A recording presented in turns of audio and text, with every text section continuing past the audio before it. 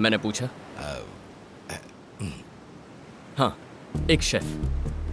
तुम सोच रही होगी प्यार में शेफ कहाँ से आ गया। मेरा प्यार कुछ शेफ की जिंदगी जैसा ही है। एक शेफ रोज न जाने कितनी चीजें बनाता है, हजारों डिशेस चखता है, लेकिन उसका पेट घर के दाल चावल से ही भरता है। मेरी जिंदगी में न जाने कितनी लड़कियां आई, पर मैंने तुम्हें अपना दिल दिया। मुझे तुम्हारी कुछ इस तरह आदत पड़ गई है। जब भी हम मिलते हैं और तुम जो भी मुझसे कहती हो, वो सब अगली मुलाकात तक दिमाग में चलते रहता है। और जब तुम आंखों के सामने होती हो तो जी करता है तुम्हें देखता ही रहूं। बिल्कुल ऐसे मेरा दिल अब मेरा नहीं रहा। जिंदगी में पहली बार ऐसा लग रहा है, लेकिन मैं चाहता हूं ये फीलिंग हमेशा रहे।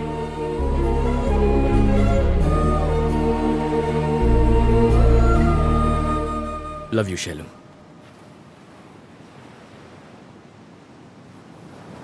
ये सब क्या है हरी? तुम भी बाकियों जैसे निकले। थोड़ी क्लोज क्या हुई? इसे प्यार समझ बैठे? कम से कम तुमसे तो ये उम्मीद नहीं थी। तुम मुझे अच्छे लगते हो, पर कभी ऐसा नहीं लगा कि तुम्हारे बिना जी नहीं सकती। अब तक तो नहीं। शैलू, मैं जानता हूं तुम मुझसे प्यार करती हो। प्लीज झूठ मत बोलो। कोई प्रॉब्लम है तो बताओ। तुमने जो अभी कहा वो प्रॉब्लम है। मुझे लगा कुछ जरूरी काम है। अगर पता होता ये काम है तो आती ही नहीं। पर तुम्हारा वो मुस्कुराना, मेरे साथ खुश रहना, वो सब तुमने मेरे साथ क्यों किया? क्योंकि तुम अच्छे लगते हो, पर उससे ज्यादा और कुछ नहीं। मतलब? तुम नहीं समझ पाओगे, रहने दो। समझने के लिए पहले बताना तो होगा ना। बताओ मुझे। I love you, but I am not in love with you. हाँ? कहा था ना, तुम नहीं समझोगे। ए, दिखता नहीं है यहाँ सीरियस बात चल रही है। बाद में बात करेंगे। हम तेरे लिए नहीं आए हैं, इस लड़की के लिए आए हैं। लड़की के लिए? लेकिन क्यों? अबे तू नहीं समझेगा, निकल यहाँ से। इसकी बात समझ में नहीं आएगी, तेरी बात समझ में नहीं आएगी। तुम लोगों को मैं येड़ा लगता हूँ?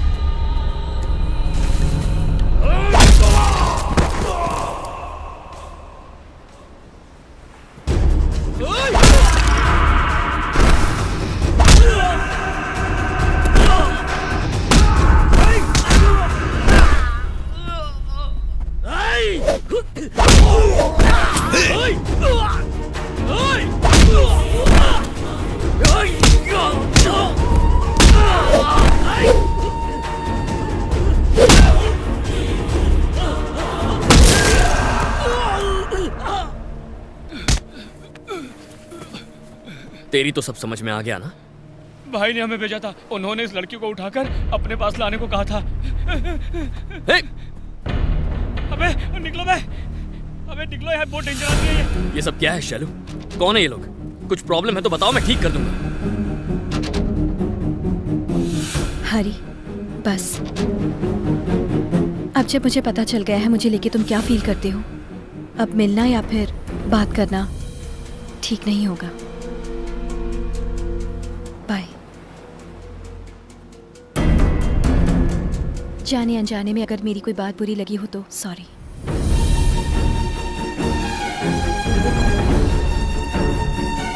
शैलू को पहली बार देखते ही मैंने सोचा था कि उसे बार बार नहीं मिलूंगा। तब मुझे लगा था जैसे ईश्वर होता है पर प्यार नहीं। लेकिन अब जब वो मुझे छोड़कर चली गई है तो यकीन हो गया है कि सिर्फ ईश्वर है, प्यार कुछ नहीं।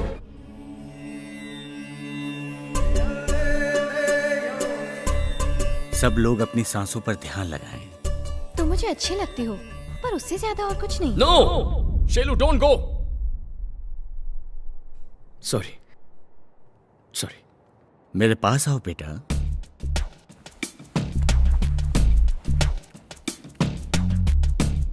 बैठो। क्या परेशानी है बताओ? सांसों का लोचा नहीं है स्वामी जी, लेकिन ध्यान नहीं लगा पा रहा हूं। वो अकेली आई, ना कोई लड़ाई ना कोई मारा पीटी। उसके हाथों में कोई हथियार भी नहीं था, लेकिन जाते जाते खुशियां छीन गई। ऐसे में तुम्हें ध्यान लगाना चाहिए बेटा, मन को शांति मिलेगी। जब चैन वो चुरा के गई है तो शांति कहां से मिलेगी?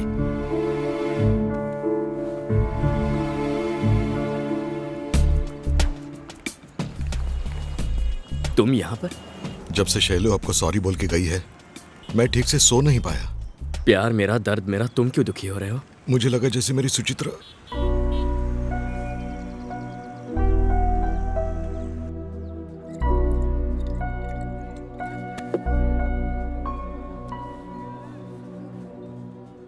इस दुनिया में ना दो चीजें नोटिस देकर कभी आती नहीं और ना कभी आएंगी। एक एक्सीडेंट, दूसरा लव। एक्सीडेंट हो जाए ना तो हम टपक जाते हैं या बच जाते हैं, पर लव हो गया तो बचने का कोई चांस नहीं होता यार। मेरी उषा के लिए मैंने दिल में मंदिर बनाया था, फिर भी मुझे छोड़ के चली गई। आजकल लड़कियां मंदिर में माथा टेकने नहीं जाती, मंदिर की जगह पब या बीच हाउस बनाते तो कम से कम वहां तो चली आती। ब्रदर,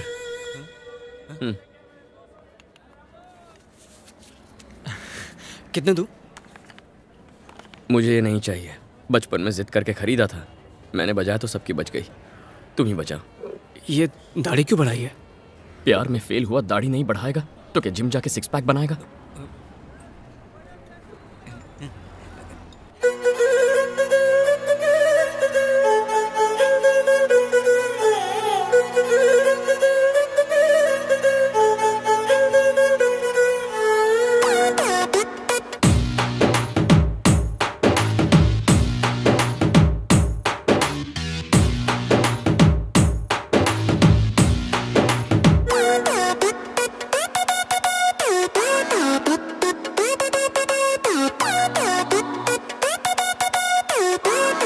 पहले मैं और अशोक सिर्फ दोस्त थे। दोस्ती प्यार में कब बदल गई पता ही नहीं चला। मैं नहीं देखता तो पता ही नहीं चलता। एक दिन अचानक शादी करके आ जाती और एसएमएस भेज के कहती आशीर्वाद चाहिए। कब से बके जा रहा हूं, लड़के के बारे में कुछ बताओगी या मुझे मेल करोगी? वो शैलू का भाई है।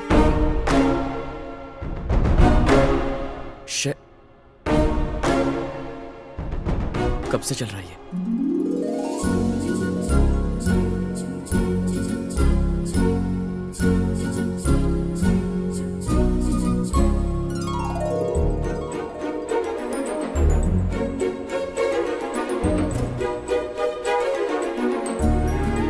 मजा आ रहा है ना?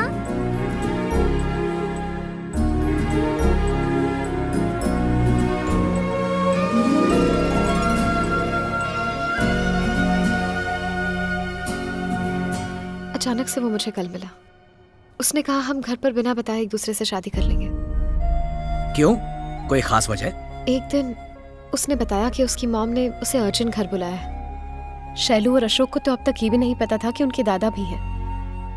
इनकी तबीयत अब कैसी है? माइल्ड स्ट्रोक था। डॉक्टर ने कहा घबराने की जरूरत नहीं है।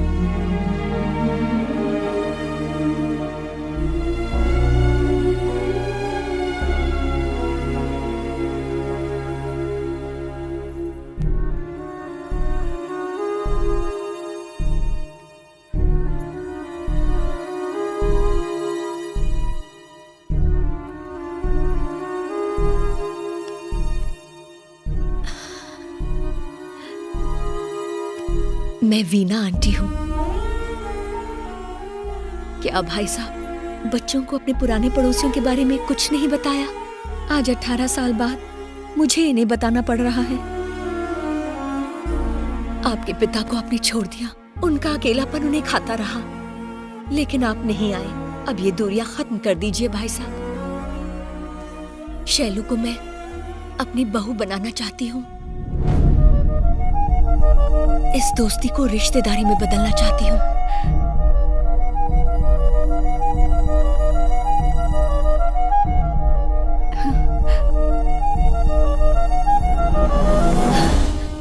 मेरी बेटी की खुशनसीबी देखो, एक घर छोड़कर दूसरे घर जा रही है और आज इसी की वजह से दो बिछड़े हुए परिवार एक हो जाएंगे।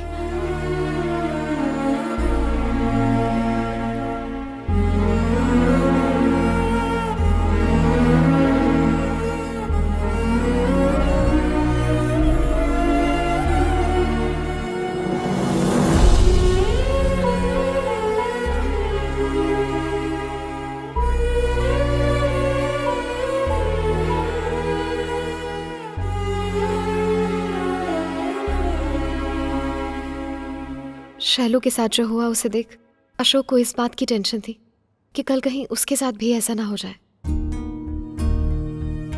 लेकिन शैलू मुझसे कह सकती थी, हरी मैं ये शादी नहीं करना चाहती, चलो हम दोनों भाग कर शादी कर लेते हैं। अशोक भी मुझे ले जाने की बात कर रहा था। मैं चली जाऊं क्या?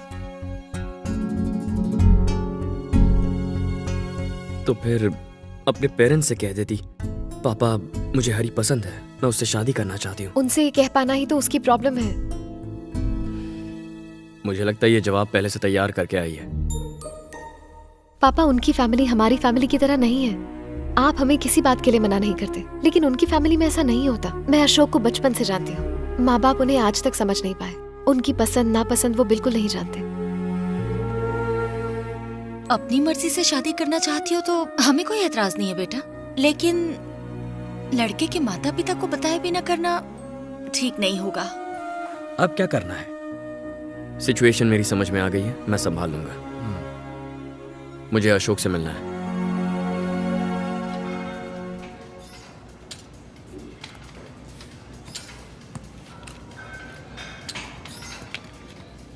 कहते हैं मेहनत का फल मीठा होता है, पर जिम में ऐसा नहीं होता। जिम में पसीना बहता है, लेकिन वो तो नमकीन होता है।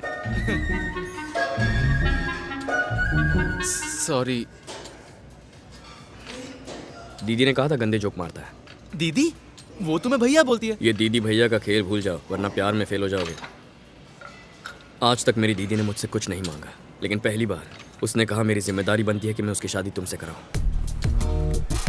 तुम्हें एक करने के लिए मैं कुछ भी कर सकता हूं। समझ लो तुम दोनों की शादी फिक्स।